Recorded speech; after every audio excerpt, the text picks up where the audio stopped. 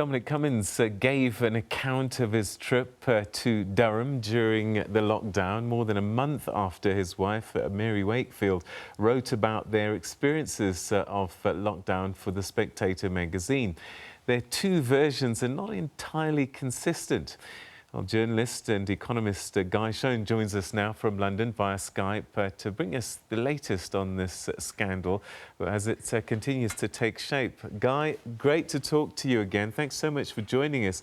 You know, watching this story unfold, I can almost see a movie called The Curious Case of Dominic Cummings in 2020. What on earth is going on? Well, there certainly were, Peter, but it's just frankly bizarre scenes yesterday in the Rose Garden of number 10 Downing Street. I mean, of course, this is a setting normally reserved for people in high office, presidents, prime ministers. And here we see a senior advisor, someone who's normally meant to be advising behind the scenes, taking questions from the country's leading political journalists. It really was, frankly, so unusual as to be bizarre. And, you know, so much has happened in the last 2 days that the whole of the world's media are now focused on this slightly unusual, slightly eccentric, perhaps argumentative, and certainly controversial top advisor. All right, so what's been the fallout? We've heard a junior minister has resigned over the matter. What else has been happening as a result of this? Well, so much of the conversation and the anger and the debate in the UK is focused on this incredibly detailed and very unusual, protracted description of this journey up to the northeast. Dominic Cummings says he doesn't regret making the 260-mile journey during the strictest phase of the lockdown. He explains, as we saw in your piece there, that he needed to make a quick decision, that he didn't have time, he didn't feel it was correct to bother the Prime Minister with the issue, but that he needed to get to where he could have family available to help take care of his child, because both him and his wife were in various stages of suffering with the virus. Now, that part of the story, I think, did resonate with some people, particularly parents, who might well identify that, you know, in a childcare crisis, family would usually be preferable to anonymous, albeit professional help. Now, the part of the account, though, that seems to be much harder for people to accept is this second short trip that was made involving a visit to a nearby town and a woodland walk. Now, his explanation of that is that he wanted to evaluate whether his COVID-caused eyesight issue had got sufficiently better that it might enable him to try and do the big drive back to London to number 10. Well, as you can imagine, lots of people are finding that part of the story a little bit difficult to get their heads around. And I suppose that there's damage as well in that people are saying, hang on, government people can do what they like and we're not allowed, so we're not going to abide by the rules as well. Yeah, this is part of it. I mean, he's always been a divisive figure, Dominic Cummings, you know, and part of his charm, the attraction for politicians to work with him is that he can shake things up and get things done. But he's not just irritated politicians and media. There is genuine anger in the country as hypocrisy, at things being okay for the elites that are not okay for normal people. And it's a difficult decision now for Boris Johnson because, you know, most world leaders need some kind of enforcer, some kind of chief operating officer behind the scenes that forces through their political vision. You know, Mr. Cummings has always been that role. He's played that role for Mr. Johnson to the point where he's been absolutely integral to Boris Johnson's vision, his programme in office. So it's going to be very, very difficult for Mr. Johnson to make a decision on this. He has left himself a bit of an out. There is the possibility that if things get worse over the next few days, if this story doesn't go away, that he could still potentially get rid of his top advisor. But it's very, very difficult. More and more MPs are speaking out publicly, and I can only imagine there's a lot of them privately saying that this is just not going to work. They have constituents that they have to answer to. Is it worth one advisor to have so much disruption within the party? Well, that's a question, Peter, that many people in the UK are asking, and it's making people, frankly, a little bit suspicious. It's giving those enemies of Boris Johnson political capital to use against him. And frankly, it's diverting attention away from the things that the government want to talk about. I mean, today, there was, frankly, quite a dramatic and ambitious announcement where, Boris Johnson announced that the British retail sector can effectively start to open up.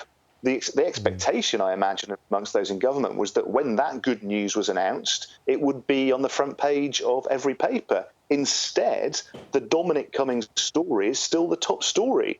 So if this continues, if the good news that the government is announcing continues to get drowned out by this scandal, then I think he will be forced into making a serious decision about Mr. Cummings' future.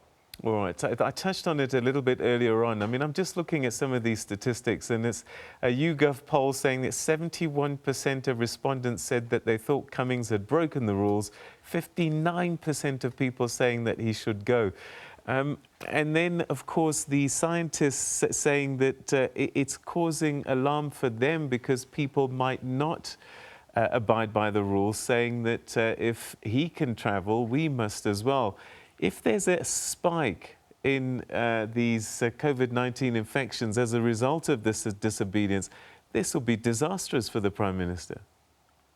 Yeah, one of the things I think that's difficult for any politician in a crisis like this is when views and opinions become polarised. And certainly I think Dominic Cummings has been one of those politicians that has contributed to the polarisation of opinion in the UK. There are those now who are passionately for easing restrictions and want to sort of get back to work, get the UK moving again. And there are those who think that some of that attitude is frankly irresponsible and a bit dangerous. And so we're seeing now a complete divergence of views on how to handle this crucial next phase of the crisis. As you say, the very worst thing that could happen would be to relax things too soon, too fast, and cause that second spike.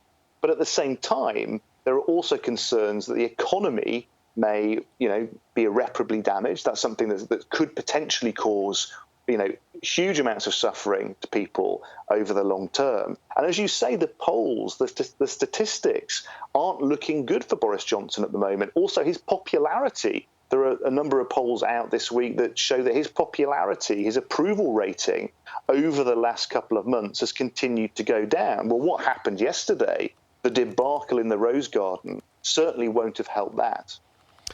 All right, so the last time we spoke, we talked about the home countries and their attitude towards Boris Johnson and the way that he's managed all of this. Have they been vocal also over Cummings and using it actually to kind of, I suppose, heighten their displeasure anyway?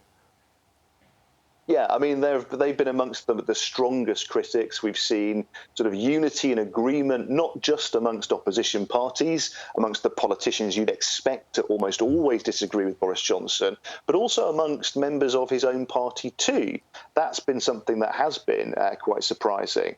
I said when we last spoke, Peter, that you can't expect politicians not to engage in politics and be political with things. And certainly we have had that over the last few days. Politicians who oppose Boris Johnson have been very quick to highlight this issue because, frankly, it's something that's embarrassing, uncomfortable, something that Boris Johnson, I think, wishes would just go away.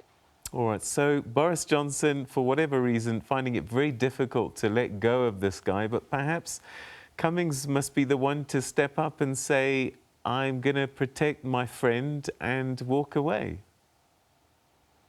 Well, I think everyone needs to watch now what happens over the next couple of days. I think it's really critical. The government, I think, believe that they may have been able to draw a line under this.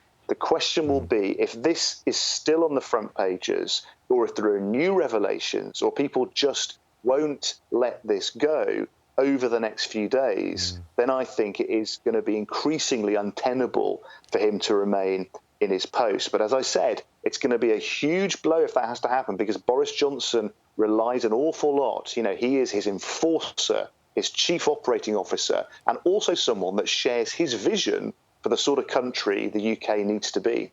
All right, and then perhaps finally, just a sense of the situation in terms of COVID-19 in the UK at this time. Have things continued to slow down, or where are we? Yeah, we're still seeing a gradual reduction in the COVID deaths. There are still concerns, very serious concerns, about whether we've really got to grips with the outbreak in care homes. There are also some concerns about prisons, about whether that may be something we need to address more rapidly. And of course, this headline figure of being, you know, one of the world's sort of largest cases in terms of numbers of deaths, that's something that I think it just continues to haunt this administration. There are obviously all sorts of complex reasons why that's happened. You know, London has, you know, one of the busiest airports on Earth. There are all sorts of issues around population density, but still, despite all of those explanations, having that headline number is really haunting Boris Johnson. And, you know, this is going to be very difficult for him to find, you know, where's the good news story? Where's the path to success out of this crisis? All right. Guy Shone, always a pleasure talking to you. Thanks so much for joining us all the way from London. Let's see what happens in the next couple of days. Absolutely.